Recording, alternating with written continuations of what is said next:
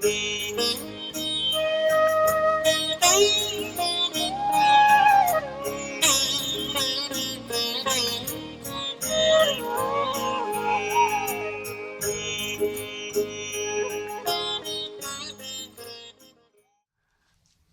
japas tadartha bhavanam.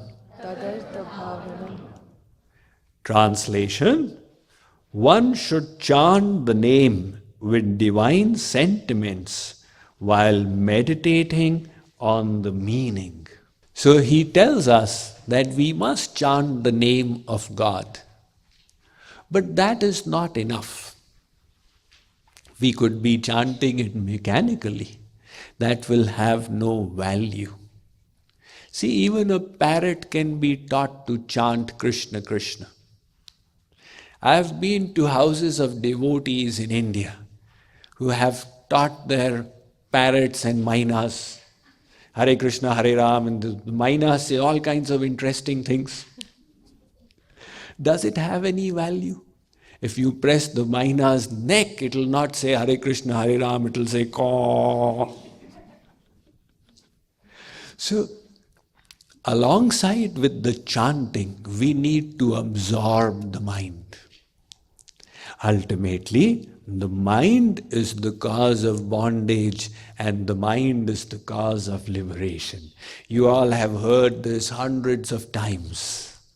Kripaluji Maharaj never fails to emphasize this point, that look, you need to engage your mind. But Kripaluji Maharaj goes one step further. He says, not just the sentiments, utilize the form as well. You know, they say that a picture is worth 1,000 words. You all heard that, right? So, the power of pictures. Now, if I say, remember your child, do you remember your child's name or do you remember your child's picture? You picture. That is how you remember entities, that is how you remember people. If I say remember your car, do you remember Toyota or Mercedes or do you remember the picture of your car? When you have parked your car in that parking lot and you're going by, you are measuring every car against the picture in your mind. Ah, there it is. So we all think in terms of pictures. They are far deeper and meaningful to us. Realizing this, people, they utilize the power of visualization. You know, in the sports field, they have always known it. The most successful golfer in history, Jack Nicklaus, he said that I never hit a shot without first visualizing the ball falling into the hole. Because when I keep that image deeply embedded in me, then automatically my physical, mental, intellectual processes, they conform to enable the ball to fall there. I was reading the website of a sports psychologist called John Murray, who has trained a number of Olympic medalists and Wimbledon winners, etc. So he was saying that before you serve that tennis ball, he says you picture it falling in the place in the court where you wish it to fall, and then you hit it. Another great example I came across of the power of the subconscious was of Nathan Sharansky. Nathan Sharansky was a Jew who used to live in Russia, in communist Russia. So he was falsely accused of being a NATO spy, and he was put into a prison in Siberia. He was there in prison for 12 years. So how to pass time? He started playing chess in his mind. He used to play chess since childhood. So he used to, in his mind, keep on playing with the world chess champion Garry Kasparov and keep defeating him in his mind until it sank so deep into his subconscious. So finally, on the intervention of Bill Clinton, he was released. So he went off to Israel. And once Garry Kasparov, he came there for an exhibition match. So sometimes these world champions, they take on 5 people at a time. So they play against 5. He happened to be one of those 5.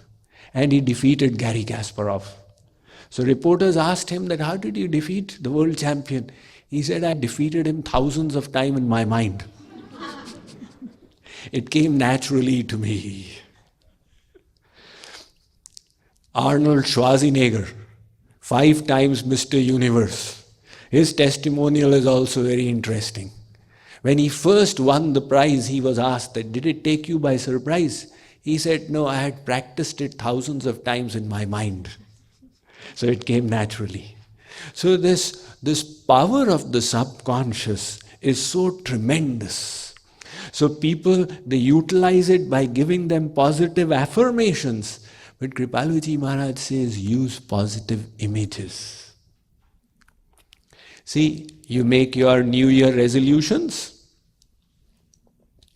in terms of words, right? Now you made it on 1st January. What is it? I'm sure you have forgotten. But if you were to visualize it, it would be a totally different matter. If you were to visualize, I shall not take this drink, and make that picture strong in your mind, there's a far greater chance that you would remember it. I came across an experiment done in the Michigan State University Hospital, their ICU unit.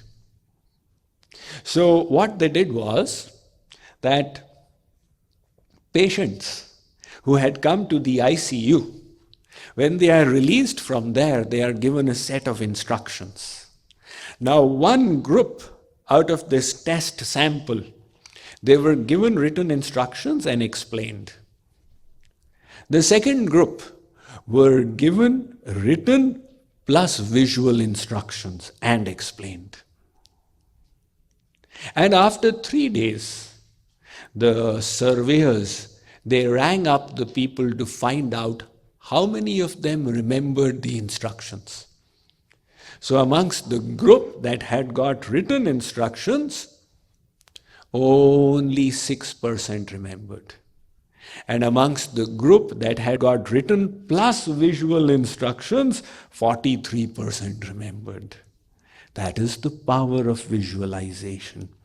So in the same way, when we take the name of God, we wish to deeply absorb our mind in God. And what is the best way to do it? So Maharshi Patanjali says, Tajjapas tadartha bhavanam, create the divine sentiments. Kripaluji Maharaj says, bring the image of God. Now create the divine sentiments. Sab sadhan janu deha sam रूप ध्यान जनु प्राण राधे राधे खात गीध अरु स्वान जनु कामादिक शव जान Radhe Radhe. He says all your spiritual sadhanas are like the body, and visualization is like the life air. You try it out. If you wish to develop love for Radha Krishna, just visualize their images and see how easy it becomes. If you can do just this much, that you close your eyes and bring their images in front, you have the basis for loving them.